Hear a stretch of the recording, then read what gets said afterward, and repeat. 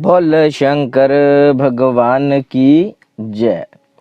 सुंदर गंधर्व का वशिष्ठ जी के शाप से राक्षस भाव को प्राप्त होकर पुनः उससे मुक्त होना। ऋषियों ने पूछा, सूत जी, वह राक्षस कौन था जिसने भगवान विष्णु के भक्त महात्मा ब्राह्मण को कष्ट पहुंचाया?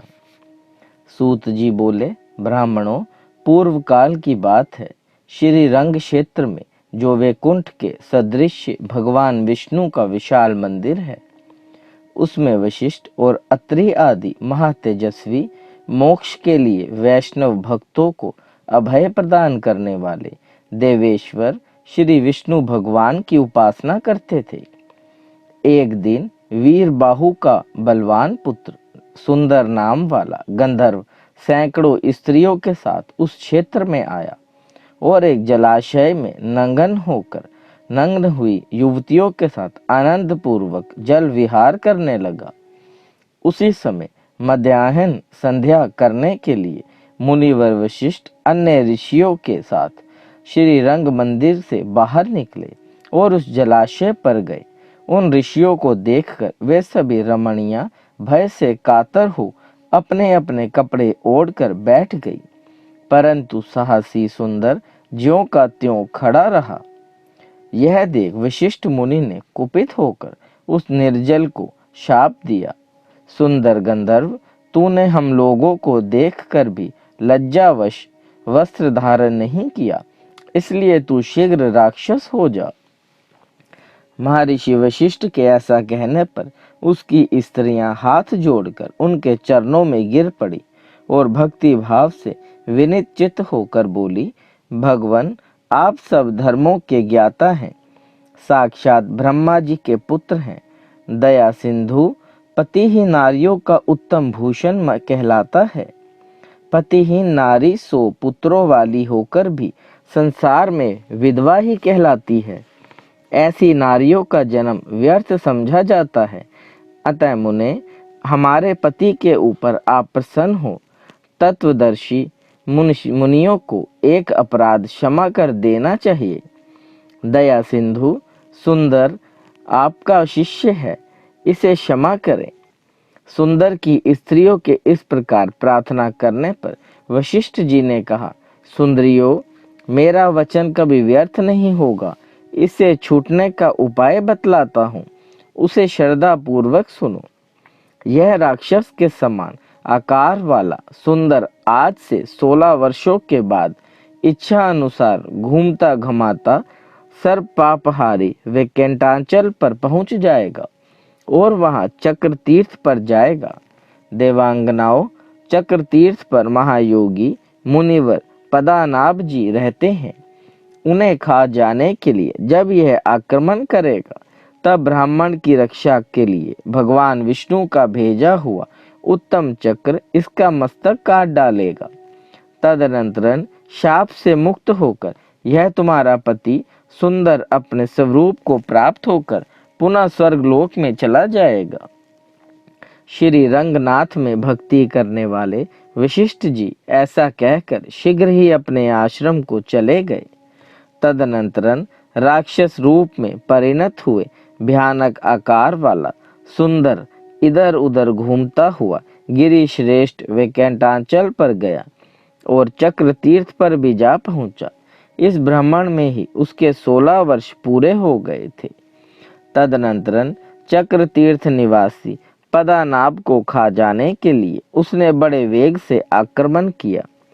मुनि ने भगवान विष्णु की स्तुति की और भगवान से राक्षस द्वारा पीड़ित पद्मनाभ की रक्षा के लिए चक्र को भेजा।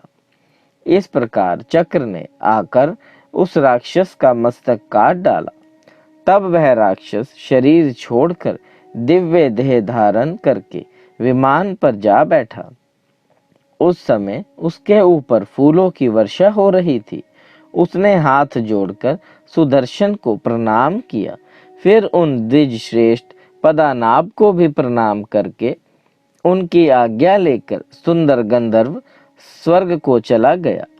ब्राह्मणों, इस प्रकार मैंने उस राक्षस की उत्पत्ति का वृत्तांत और चक्र तीर्थ का पापनाशक महात्म्य आप लोगों से बतलाया है। इसे सुनकर मनुष्य सब पापों से मुक्त हो जाता है। बोले शंकर भगवान की जय। घोन तीर्थ का महात्म्य, गंधर्व पत्नी का उद्धार। ब्राह्मणों, अब गौन तीर्थ का महात्म्य सुनो।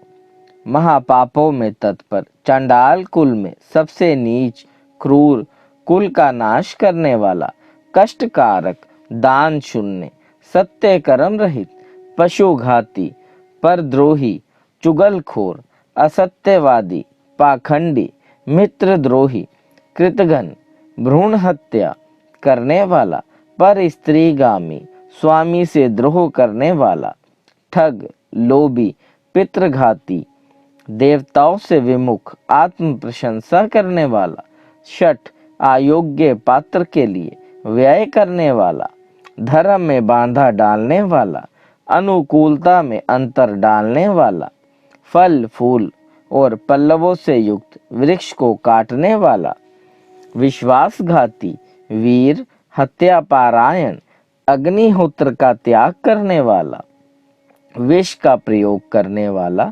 गुरुद्वेषी, पति पत्नी में वैमनस्य उत्पन्न करने वाला, गांव का अगुवा, देव मंदिर का अध्यक्ष, वेतन लेकर पढ़ाने वाला, कठोर कर्म करने वाला, पापों में स्वभावता रत रहने वाला, गुप्त पाप करने वाला, अनजान में या जानबूझकर दुष्कर्म करने वाला, इन सभी प्रकार के पापियों को परम मनोहर घोन तीर्थ अपने में स्नान और जलपान आदि करने पर पवित्र कर देता है। इस विषय में एक प्राचीन इतिहास सुनाऊंगा जो सब पापों का नाश करने वाला है। पूर्व काल में महातेजस्वी गाग्रे मुनि ने महात्मे देवल को नमस्कार करके कहा, महाभाग, आप घोन तीर्थ के सर्व पापहारी शुभ महात्म्य का वर्णन कीजिए। देवल ने कहा, मुने, तुम्बूर नामक गंधर्व अपनी पतिव्रता पत्नी को शाप देकर इस तीर्थ में स्नान करके दया निधान वैकुंठेश्वर की पूजा करने से पुनर्वृत्ति रहित विष्णु धाम को प्राप्त हो गया था। वह वृतांत इस प्रकार है। एक दिन तुम्बूर नामक गंधर्व ने अपनी प्यारी पत्नी से इस प्रकार कहा, देवी, सब पातकों का नाश करने वाले माघ मास में सूर्योदय के समय इस तट पर भगवान विष्णु की पूजा करनी है। इसलिए गोबर से इस भूमि को लीप दो और इस माघ में प्रतिदिन माधव के लिए दीप बत्ती बनाओ। भगवान के आगे भक्ति पूर्वक धूप समर्पित करो। पवित्र होकर भगवान के लिए रसोई तैयार करो और मेरे साथ साथ रहकर परिक्रमा तथा नमस्कार आदि के द्वारा भक्ति पूर्वक भगवान की पूजा करो। नित्य प्रति आलस्य छोड़कर भगवान विष्णु की पुराण कथा सुनो। नित्य सवेरे स्नान करके यतन पूर्वक श्री हरि का चरणोदक पान करो। कृष्ण, विष्णु, मुकुंद, नारायण, जनार्दन, अच्युत, अनंत और विश्वतामन आदि भगवान नामों का सदा कीर्तन किया करो और क्रोध, मात्सर्य तथा लोभ आदि का परित्याग करके व्रत नियम का पालन करो। इससे तुम्हें भवबंधन से छुटकारा मिलेगा और सनातन विष्णु धाम की प्राप्ति होगी। स्वामी का ऐसा कथन सुनकर गंधर्व की उस पत्नी ने क्रोधपूर्वक उत्तर दिया, आर्य पुत्र, माघ के महीने में बहुत सर्दी पड़ती है। उस समय प्रातःकाल जबकि सूर्य का तेज बहुत मंद रहता है, सूर्योदय काल में कोई कैसे स्नान करेगा। माघ में उस समय शीत का अधिक कष्ट रहता है। इसलिए आपके बताए हुए ये सब कार्य मुझसे बार बार न हो सकेंगे। अतः प्रातःकाल मैं आपके साथ स्नान नहीं करूंगी, क्योंकि अधिक सर्दी पड़ने से यदि मेरी मृत्यु हो गई तो उस समय आप मेरी रक्षा नहीं करेंगे। पत्नी की यह बात सुनकर तुम्बूर ने सोचा कि धर्म विरुद्ध चलने वाले पुत्र को, अप्रिय वचन बोलने वाली पत्नी को तथा ब्राह्मण एवं ऐश्वर्य को न मानने वाले राजा को तत्काल शाप के द्वारा दंड देना चाहिए। इस नीति के वचन का विचार करके गंधर्व ने अपनी सती पत्नी को इस प्रकार शाप दिया, ओ मूढ़े, ओ मूढ़, सो पातकों का नाश करने वाले परम पुण्यमय वेकेटांचल पर घोन तीर्थ के समीप जो पीपल का वृक्ष है, उसके खोखले में तू मेढकी हो जाए। पतिदेव की यह बात सुनकर वह गंधर्व बल्लभा उनके चरणों में गिर पड़ी और प्रार्थना करने लगी। तब तुम्बूर ने उसे शाप से मुक्त होने की यह अवधि बतलाई कि अपनी इंद्रियों पर विजय पाने वाले परम तपस्वी महाभाग अगस्त्य मुनि जब महातिथि पूर्णिमा को परम उत्तम घोन तीर्थ में जाकर स्नान करेंगे और उसी पीपल वृक्ष के समीप बैठकर शिष्यों को घोन तीर्थ का महात्म्य बतलावेंगे, उस समय पीपल के खोखले में ही एकाग्रचित्त होकर जब तुम मोक्षदायक घोन तीर्थ का महात्म्य सुनोगी, तब समस्त पापों का नाश करके मेरे साथ आ मिलोगी। गंधर्व के ऐसा कहने पर उसकी धर्मपत्नी चुप हो गई।